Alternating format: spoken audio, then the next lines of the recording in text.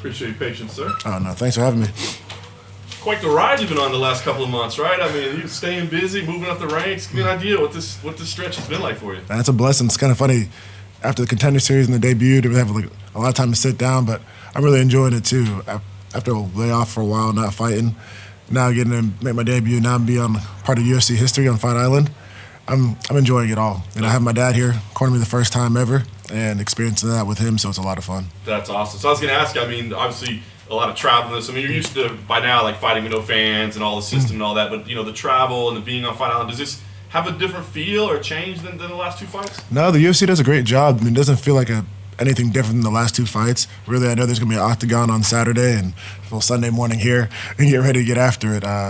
The UFC's made it super smooth, you know, like with the accommodations or understanding of like the time change for the fighters and the, you know, traveling out early really helped. And the plane was amazing. The Etihad fight, you know, first class, like just I fell asleep more than anything. So it was a great trip, and I'm ready to get after it now. Very cool. Talk about the matchup itself. Did you know much about him? Did you have to look him up? Did you watch his debut? What did you think? For sure, yeah. So I watched Joaquin's debut, and I watched one of his other fights, you know, and everything I could find on the internet. He's a good fighter. You know, he comes to fight. I like that. He definitely wants to throw bombs. He wants to get in there and mix it up. And he tries to bring that intensity in the octagon. For me, I love it because, you know, I love guys who come to fight, like not going to back down and, you know, get to pull it all together, you know, pull out the whole toolbox. And I'm ready to claim this victory. But, man, I think it's like, it feels more like home now. You know, the first fight, you're like, okay, we're in the UFC now. You know, you're fighting Maki. Better be smart.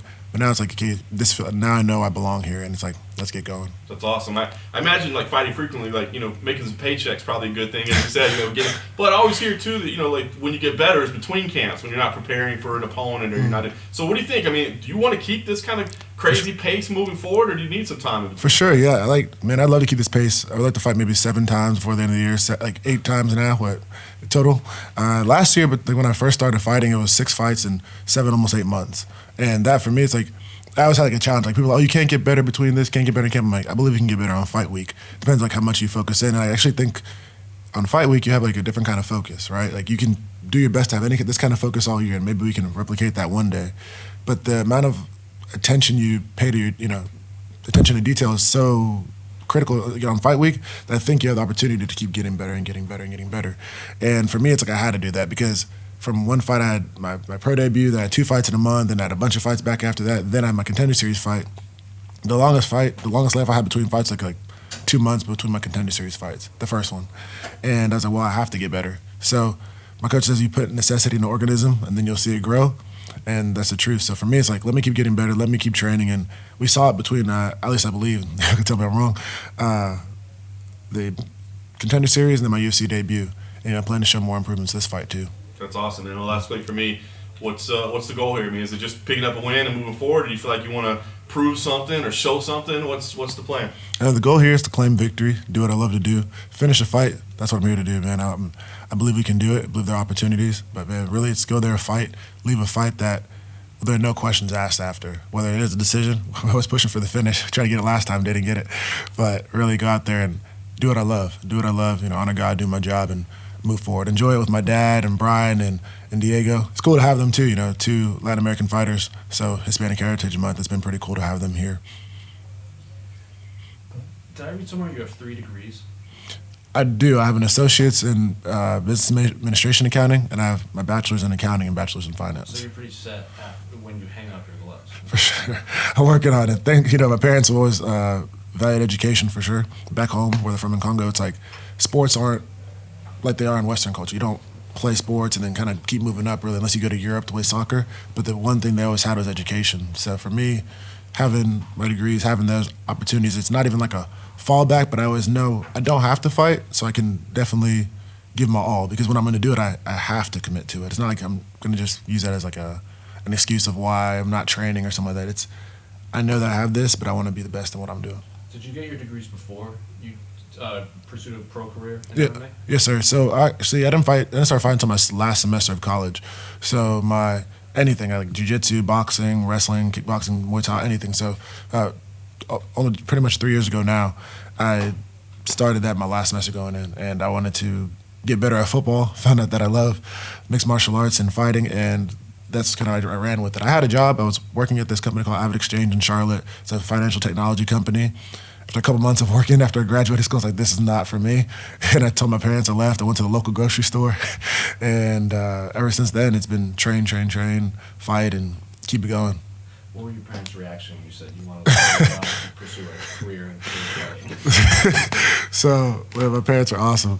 And the funniest thing is, like, I went to my parents' room and I told them I'm gonna fight, and my mom was like, "Talk to your son." And my dad was like, "Wait, back to the grocery store." But they were at the same time super supportive. They're like, "Okay, if you're gonna do this, you got to give it your all." And they let me stay home. They didn't kick me out. Thank you for that. And they every single day, they just challenged me. They pushed me to be better. And they knew if I was gonna let go of that awesome job that I had in accounting, which I was really appreciative of, that I had to make the most of fighting. And they came to every single fight. You could hear my dad cheering from, like, it doesn't matter if it's in the nosebleeds or to, like, the front row, and you feel them with you. So they've been awesome. I just remember, I think it was a shock too, because I didn't tell them that I was leaving. I just kind of left and then went to their room and said, "Yes, I'm going to this grocery store, Harris Teeter, back home." And they're like, "What?" And I'm like, "Yeah, I'm not working there anymore. I'm going to focus on fighting." And I was still an amateur at the time, so that was definitely interesting. I haven't had my second fight yet. Well, I think Israel Adesanya had a similar story, and he convinced his parents by, he described it as getting his master's degree in ass kicking. Okay, you can go with that. I like that. I was going to ask, you mentioned that heightened focus of fight week, without being too sort of melodramatic. Is that the bit like a fighter lives for? Oh, to sort of get into that zone and be like, anything I can do. Yeah, for sure. I think that, when you get that heightened focus on fight week, you're like, thank you. It's like you get a little bit more opportunity to capitalize. Like, I really like the fact that we're quarantined. Not the fact that there's COVID. I hate that for people. But I remember before I was in the UFC, watching Fight Island and thinking, like, man, how cool. I was talking to my dad, how cool would it be to be on Fight Island? And he's like, man, if you go, I'll go out there with you. And then he's here with me now. But I remember working out at home. I would go to my front yard and I go to my backyard. I'd do pull-ups in my tree, do my workouts in the driveway. But when you're quarantined and you're isolated, you have opportunity to focus strictly on what you're doing, or you can go the other route and not focus on it at all. On Fight Week, like, you have nothing. There's no other reason for me to be out here. The only reason I'm here is to fight. Like, Fight Island's great, the beach is great, the pictures are great. But when I'm out there, I'm here to do my job. And when they get that opportunity to not even be accessible, like, I think at home you're more accessible, like your friend needs you, this, that, and the third. You have almost the least amount of you have no distractions, really, because the UFC provides, like, all you really do is sit in your room, they bring your food to your room, trifectas, they don't have to cook. Like, I could just be in the same sweats all week if I really wanted to be.